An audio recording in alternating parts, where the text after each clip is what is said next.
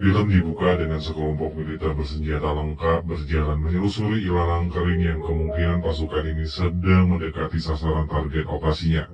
Dan lalu kemudian nampak dari sebuah kejauhan sebuah minibus terparkir di atas jembatan yang ternyata mobil itu berisikan pria yang tengah mengintai sasarannya. Menggunakan sniper dengan akurasi tinggi, pria itu pun meletuskan senjatanya yang nyaris mengenai seorang wanita.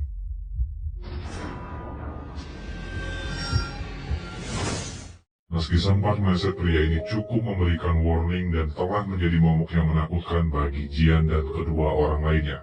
Dan jika kita lebih awas lagi, antara Jian dan dua orang lainnya sepertinya telah terlebih dahulu melakukan pertarungan, jauh sebelum sang sniper merusak pesta pertarungan yang tengah mereka lakukan.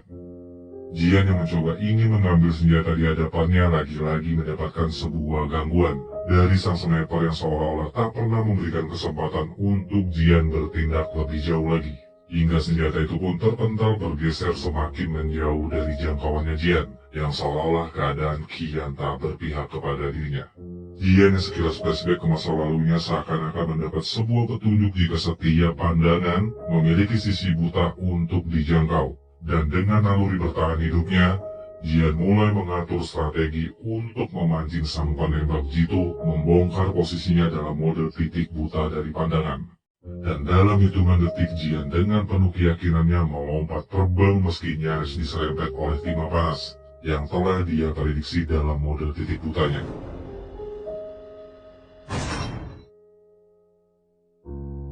Dan pada saat ingin meraih senjatanya, Jian dikejutkan oleh sebuah senjata yang berkamuflase dengan sopa yang selama ini ada di rumahnya. Dan tanpa berpikir panjang, Jian meraih senjata dan gantian membidik orang yang telah memburu dirinya.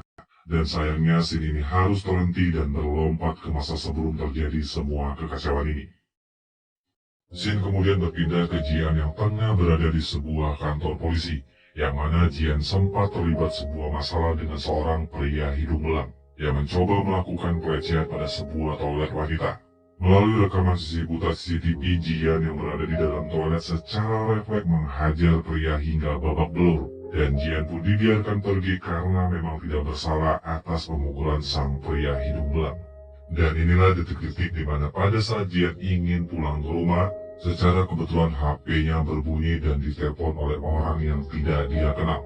Sang penelpon dengan tegasnya mengatakan sang paman yang saat ini tinggal bersama dirinya ditemukan tewas karena bunuh diri.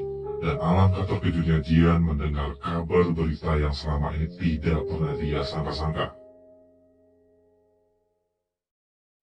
Dengan mengendarai sebuah taksi, Jian sempat flashback mengenang pamannya pada saat masih hidup dahulu. Dan sang paman sempat memberikan sebuah rumah dan sebuah lemari besi anti peluru yang entah Jian pun tidak tahu arti dari semua ini. Sang paman sempat menyuruh Jian untuk menghafalkan nomor induk siswanya, yang mungkin ini adalah hal yang penting bagi Jian nantinya. Dan pada saat Jian melamun panjang mengenang pamannya, secara mengejutkan Jian dipanggil oleh sang driver, yang ternyata driver ini merupakan teman lama dari sang paman. Sang driver ini pun terkejut mendengar kabar jika temannya telah tiada. Dan sang driver ini pun mengantarkan Jian ke sebuah tempat dan sekaligus menawarkan tempat yang cukup layak untuk mengurusi jenazah dari pamannya Jian. Scene kemudian berpindah ke Jian yang tengah mengunjungi dan melihat dari kondisi jenazah sang paman.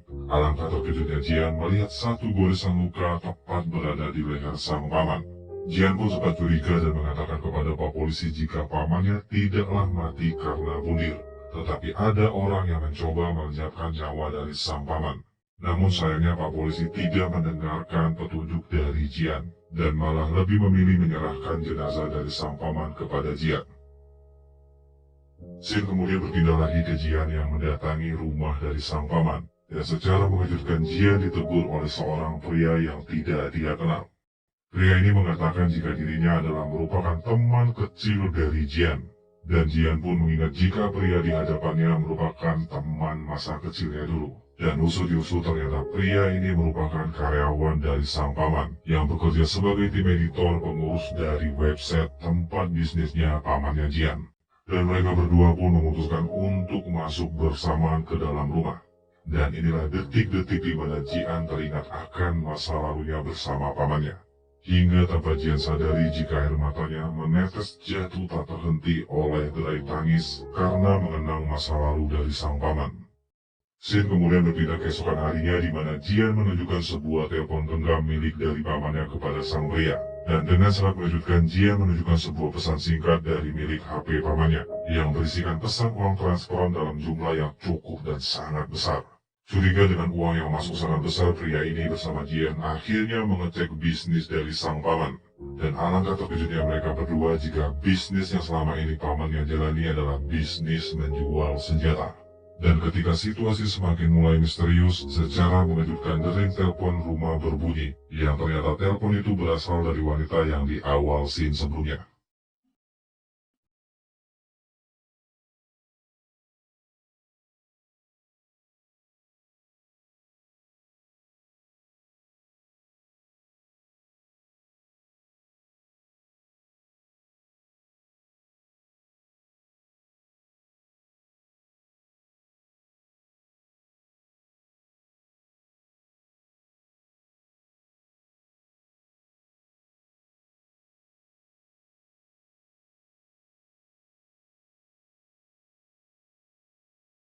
Episode kedua dimulai dengan Jinman dan keluarga yang tengah berduka atas meninggalnya ibu yang sangat Jinman sayangi.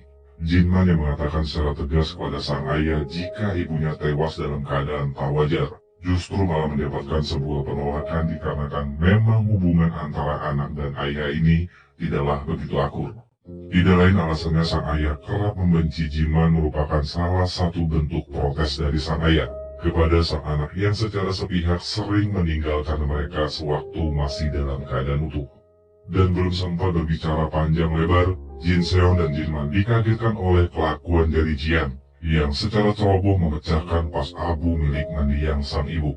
Dan Enyong, kakak dari Jinman, meminta sang adik untuk membawa pulang putrinya terlebih dahulu dan sekaligus menyuruh Jinman untuk menyudahi pertengkaran bersama sang ayah. Kemudian Jin bergeser ke rumah orang tuanya Jian, dan terlihat juga jika Jinman yang pada saat bersama Jian bocil mendapatkan sebuah panggilan darurat di tempat ibunya disemayamkan. Dan benar saja Jin Seon, ayah dari Jinman, kedatangan tamu yang nantinya akan menjadi mimpi buruk bagi semua keluarganya Jiman. Jinman secara inisiatif memberikan perintah kepada Jian bocil untuk tidak membuka pintu untuk siapa saja yang nantinya ingin mencoba masuk ke dalam rumah dengan meninggalkan kata kode kuda punai. Dan Jinman akhirnya berlalu meninggalkan sang keponakan untuk segera menyusul sang ayah yang tengah kedatangan tamu yang tak diundang. Dan bagai yang bersambut ada sosok laki-laki misterius yang datang mencoba menerobos masuk ke dalam rumah dengan cara menjebol kunci pintu rumah. Ia sontak membuat Jian bocil terdiam sambil ketakutan berharap cemas kepada orang yang berada di balik pintu tepat di hadapannya.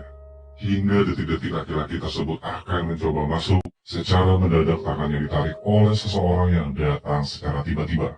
Dan pria itu pun berhasil menyelamatkan Jian yang sambil menunjukkan sebuah kode pemberian dari Jiman. Pria itu pun menyuruh Jian untuk segera berpindah untuk bersembunyi ke tempat yang lebih aman, dikarenakan ada penjahat lainnya yang datang menyusulkannya yang telah berhasil dia lumpuhkan. Penasaran atas apa yang terjadi, Jian dengan sedikit keberaniannya mengintip dari balik celah pintu mencari tahu hal apa yang sedang terjadi. Namun kenyataan memilukan justru menghampiri Jian. Jian yang dengan mata kepalanya menyaksikan jika orang yang sempat menyelamatkan dirinya ternyata berhasil dikalahkan oleh dua orang sekaligus. Dan dengan cepatnya Jian mencoba kabur dengan cara bergelantungan pada sebuah pipa yang menempel pada tembok rumahnya. Tak sempat bersembunyi terlalu lama, Jian yang keberadaannya sudah diketahui oleh penjahat yang mengincar dirinya, memberanikan dirinya dengan menjatuhkan dirinya tepat di bawah sofa, yang kemungkinan ini sudah disiapkan oleh Jiman dalam keadaan darurat seperti saat ini yang tengah dialami oleh Jian. Dan akhirnya Jian pun selamat dari maut yang mengincar dirinya. Scene kemudian jumping ke masa depan di mana Jian dan Jeonmin mendapatkan fakta baru jika dirinya memiliki kode biru warisan dari sang paman. Di mana jika pemilik kode biru diserang, maka setiap member yang memiliki kode lainnya wajib membantu pemilik dari kode biru, dan bahkan meski nyawa adalah taruhannya. Namun belum begitu banyak hal yang bisa mereka gali. Secara mengejutkan ada suara ledakan keras yang membuat seisi rumah berguncang begitu hebatnya. hingga membuat Jian dan Yongmin berlari mencari tahu keadaan buruk apa yang sedang terjadi. Dan alangkah terkejutnya dua orang ini mendapati jika rumah yang mereka tinggali saat ini dikepung oleh sekelompok drone bersenjata mesin yang siap meluluhlantakkan tempat yang mungkin sebentar lagi akan menjadi rata dengan tanah. Berhasil menjebol kaca anti peluru dengan menempelkan sebuah bom yang memiliki daya ledak yang kuat.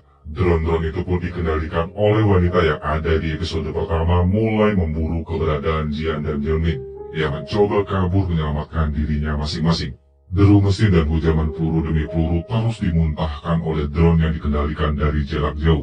Hingga pada momen di mana Yongmin terdesak akan menjadi bidikan empuk sang mesin pembunuh, Jian dengan secara heroiknya berteriak sambil melantangkan suaranya, menarik penghujung dari senjata ketapel yang sudah siap menghancurkan drone yang saat ini tepat berada di hadapan Yongmin.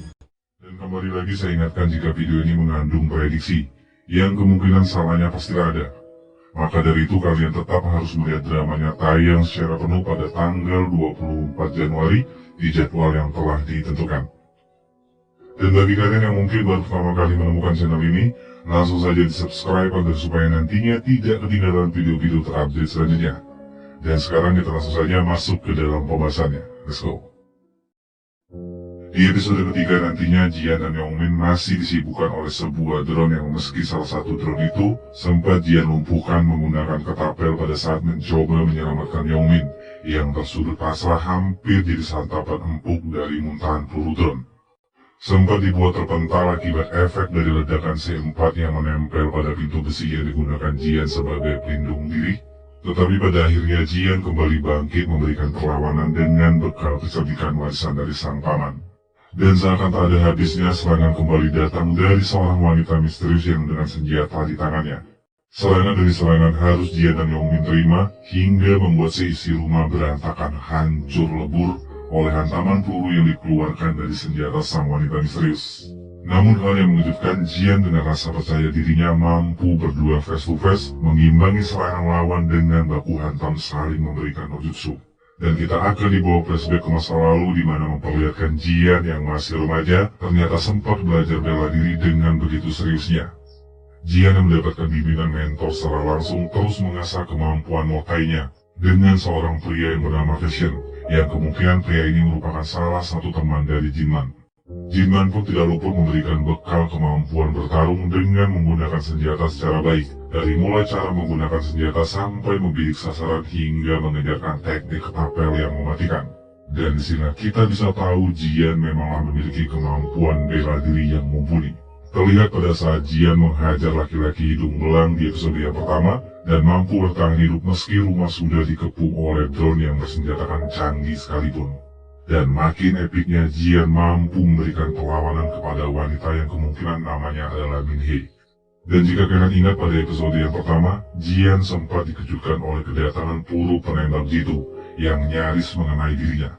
Dan kita bisa lihat juga jika Min Hei berada dalam posisi yang tidak begitu baik.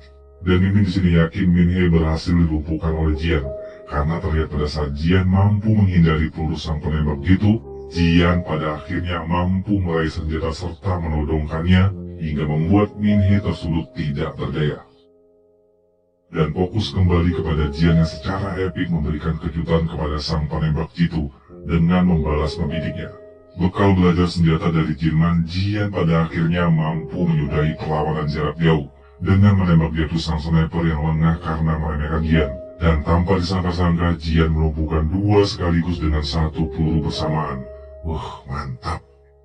Selanjutnya kemungkinan yang terjadi, Jian kembali diganggu oleh sekelompok tentara yang ikut merapat, memberikan teror kepada Jian yang saat itu ternyata mendapatkan bala bantuan dari orang yang dia kenal dari masa lalunya.